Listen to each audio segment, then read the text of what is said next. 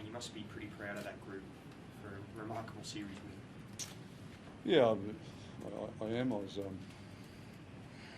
elated with their effort and a lot of adversity out there tonight, and they just kept responding.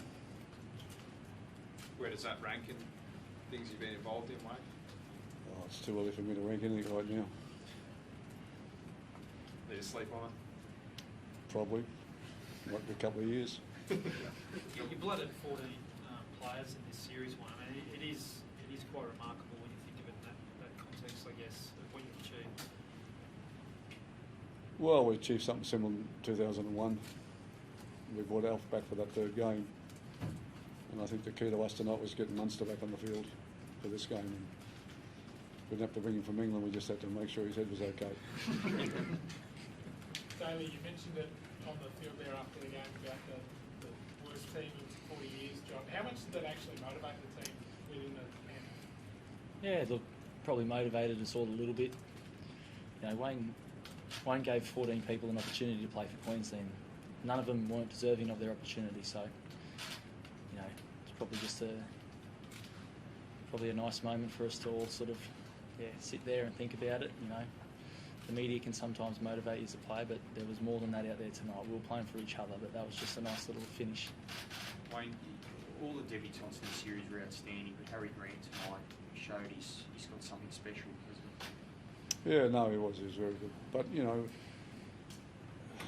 Jake did a lot of work for 25 minutes. You know, it's a lot different coming off the bench than just starting the game.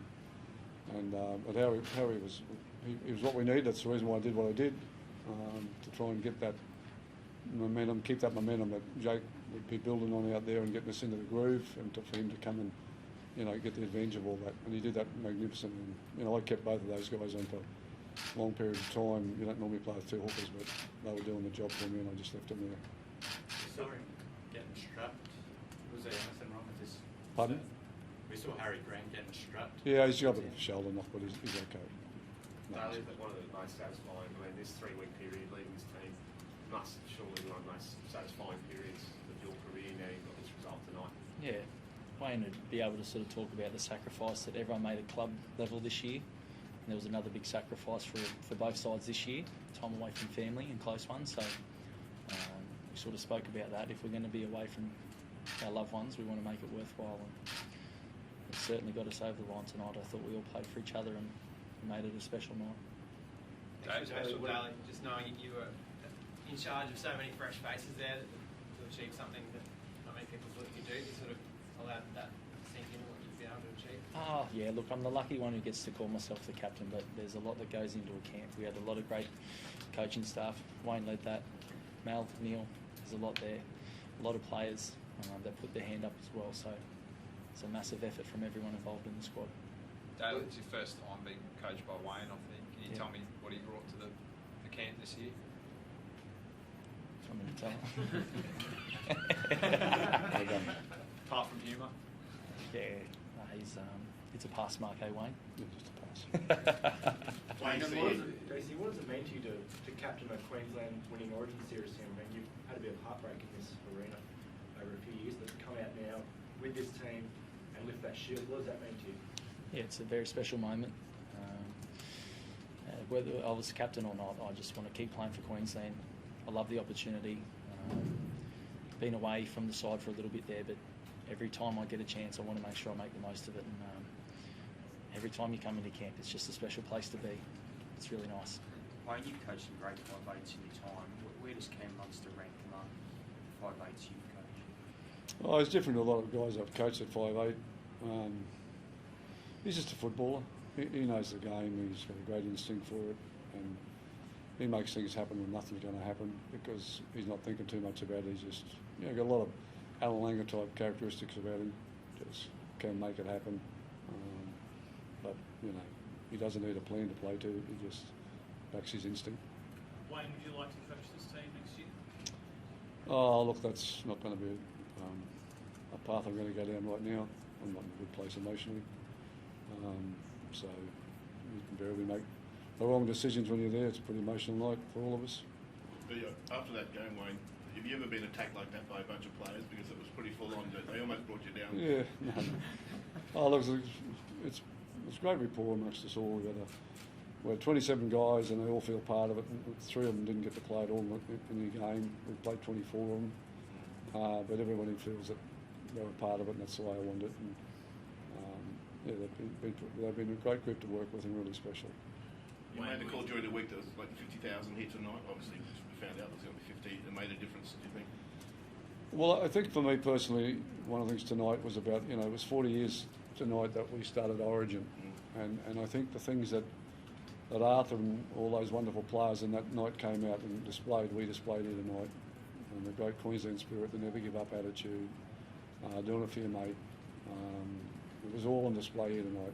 And I think there's about 15,000, 17,000 fans at that first game. Well, we had a lot, the game's growing, and I'm proud of the fact that, on our watch we've been able to maintain the traditions and the things that makes Queensland what it is, and to hear the fans, the way they reacted out there tonight was really, really special. That's without all the ones at home on the TV and the little kids watching this game. They'll never forget this game. They'll never forget this moment. And that's, to me, what Origin's about. It's not a game of club football. It's not about winning the premiership. It's a whole different format.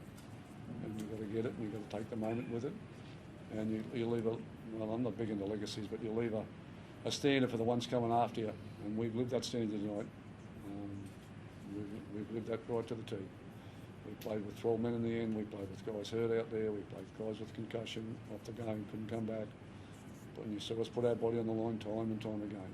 And that's what's made Origin great, and that's what's made Queensland what it is. DC, can I just ask you, could you have done what you did without him as coach, do you think? Could you have achieved the Queensland team have won without? Look, that's a massive hypothetical, what if, but what we did have was Wayne as our coach, and we had the squad that we had, and we were able to achieve something special with it. So I think that's all that really matters, is what we had was enough, and we're really, really grateful for the chance we had. Wayne, will you celebrate by going out to lunch in Sydney? No, you're allowed. I've still got a week in quarantine. I wanted to go to Coffs Harbour with the schoolies, and I think I'm just a bit over schoolies. The boys are begging me to go with them down to Coffs, but I'm not sure. I'll have to keep an eye on who's dropping them off or something. I don't know. Wayne, what about Edric and Rico Lee? I mean, probably maligned in some quarters, but both showed some great... Yeah, I love what they did out there tonight. Bronco wasn't obviously 100% fit, but he was fit enough to get us to that point in the game, and I thought he was good. But I was really so happy for Edric, because he's had a pretty tough 12 months with family, and it would have meant so much for him to see his parents play, his parents to be here to watch him play tonight, but that wasn't the case. And I was just so pleased he stood up in the arena, which is the biggest arena of them all, to show everybody that you got something. Yeah. Wayne, what do you make of the Jairo situation with James Tedesco? The New South Wales camp, they were very happy that he seemed to lift James off the ground. Yeah, well, that was an instinct, mate. Jairo's not.